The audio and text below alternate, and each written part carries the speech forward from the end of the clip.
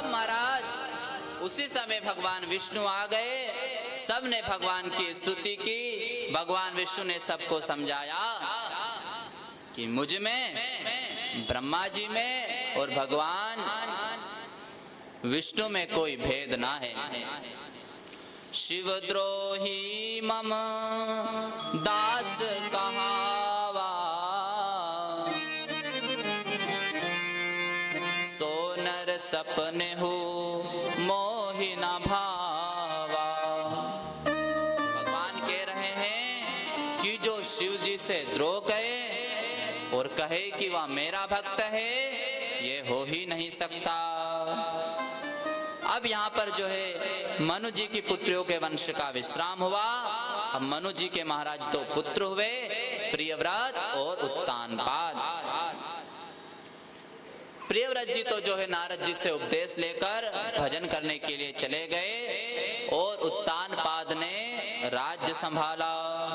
उत्तानपाद की दो पत्नियां हुई, सुरुचि और सुनीति।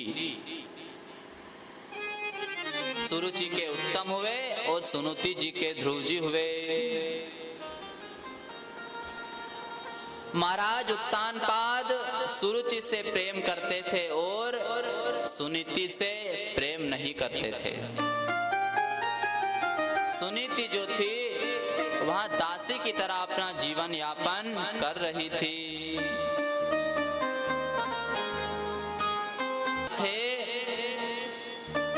एकदा सुरुचेः पुत्र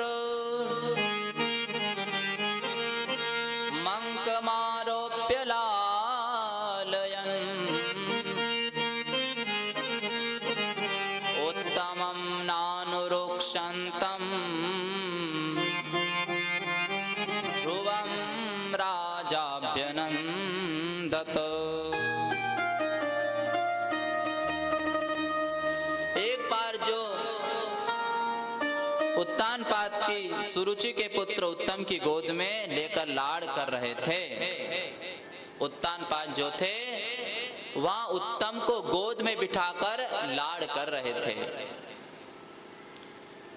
तभी ध्रुव जी अपने पिता का दर्शन करने आए तो देखा कि छोटा भाई पिताजी की गोद में खेल रहा है, तो ध्रुव जी को भी पिता की गोद में खेलने की इच्छा हुई।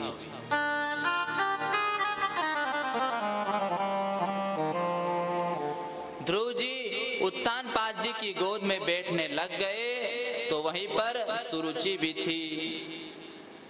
सुरुचि तुरंत उठी और ध्रुव जी को उठाकर नीचे पटक दिया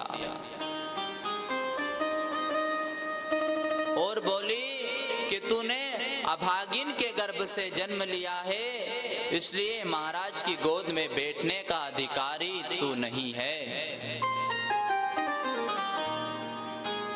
यदि महाराज की गोद में बैठना चाहता है तो तपसाराध्य पुरुषम तत्सेवानुग्रहेण में गर्भे त्वं साधयात्मानं यदीच्छसि नृपासनम्।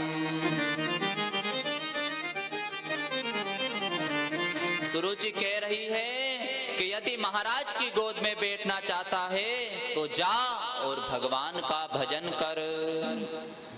जब भगवान तुझसे प्रसन्न हो जाए तो उनसे यहां वरदान मांगना कि मेरा जन्म सुरुचि के गर्भ से हो, तभी तू महाराज के गोद में बैठने का अधिकारी होगा।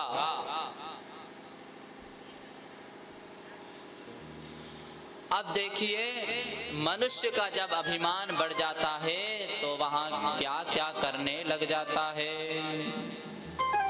विचार नहीं करता कि मैं क्या कह रहा हूं और क्या नहीं कह रहा हूं। जिन भगवान का भजन किया ही इसलिए जाता है कि पुनः माँ के गर्भ में ना आना पड़े, उस गर्भ को सुरुचि जो है अपने गर्भ को भगवान के गर्भ से भी श्रेष्ठ बता रही है। ध्रुव जी अपमानित होकर अपनी माता जी के पास गए और भयंकर रो रहे हैं, किंतु कुछ बोल नहीं पा रहे हैं। माता सुनीति ने ध्रुव जी को हृदय से लगाया। तब महल के जो सेवक थे सभी सेवकों ने संपूर्ण घटना सुना दी। माता सुनीति को बहुत दुख हुआ, किंतु अपने दुख को अंदर ही पी गई। ध्रुव जी को संभाला और बोली, बेटा किसी का कभी अमंगल नहीं सोचना चाहिए, क्योंकि जीव को उसके कर्म का ही फल मिलता है। काहु न कोहु सुख दुख दक कर दाता, आपन कर्म भोग निज भ्राता। सभी अपने कर्म के कारण ही दुखी है। और सुरुचि ने तो ठीक ही कहा है कि भगवान का भजन करो। भगवान का भजन करना तो अच्छी बात है, कोई बुरी बात थोड़ी है, किंतु पुत्र पिता की गोद में बैठने के लिए भगवान का भजन ना करो, परंतु परम पिता की गोद में बैठने के लिए भगवान का भजन करो। जिस गोद में ना तुम्हारे पितामह मनु और ना प्रपितामह ब्रह्मा जी बैठ पाए हैं, उस परम पिता की गोद में बैठने के लिए तुम भगवान का भजन करो। माता सुनीति ने अपने हृदय में पत्थर रखा और अपने हृदय के टुकड़े ध्रुव जी को भजन के लिए वन में भेज दिया।